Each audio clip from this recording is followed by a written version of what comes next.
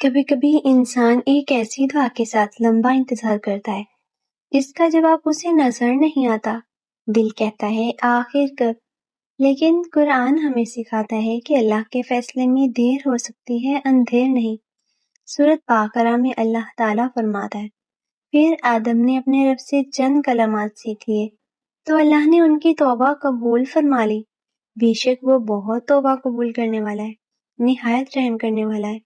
ایک اور جگہ پر فرماتا ہے، ہم نے کہا تم سب یہاں سے اتر جاؤ، پھر جب میری طرف سے تمہارے پاس ہدایت آئے، جو میری ہدایت کی پیروی کرے گا ان پر کوئی خوف ہوگا اور نہ وہ غمگین ہوں گے۔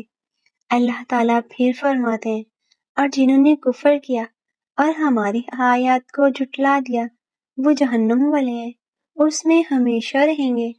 ان آیات میں ہمارے لیے ایک گہرا سبق ہے، غلطی کے بعد بھی واپسی کا راستہ بند نہیں ہوتا، آزمائش کے بعد بھی اللہ کی ہدایت موجود رہتی ہے۔ رسول اللہ صلی اللہ علیہ وسلم نے فرمایا، اللہ تعالیٰ فرماتا ہے، اے میرے بندو تم سب گمراہ ہو مگر جسے میں ہدایت دوں، پس مجھ سے ہدایت مانگو میں تمہیں ہدایت دوں گا۔ پھر نبی کریم صلی اللہ علیہ وسلم ایک اور جگہ پر فرمایا کرتے ہیں، جو شخص اللہ سے سوال نہیں کرتا اللہ اس سے ناراض ہوتا ہے، یعنی جو انسان اللہ سے نہیں مانگتا۔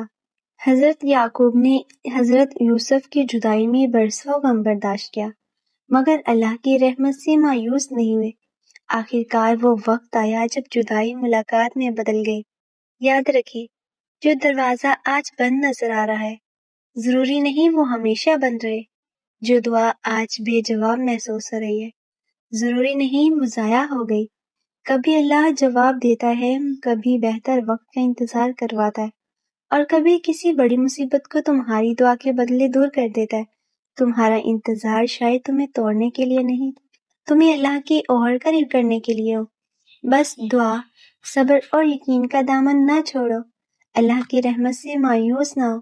ممکن ہے تمہاری زندگی کا اگلا باب تمہارے موجودہ انتظار سے کہیں زیادہ خوبصورت ہو۔ ممکن ہے جس چیز کے لیے تم آج رو رہے ہو کل اسی کے ملنے پر تم سجدے میں جا کر کہو، یا اللہ اب سمجھ آیا کہ تو نے مجھے اتنا انتظار کیوں کروایا۔ اگر آپ کو یہ ویڈیو پسند آئے تو ویڈیو کو لائک اور چینل کو سبسکرائب ضرور کریں۔ شکریہ۔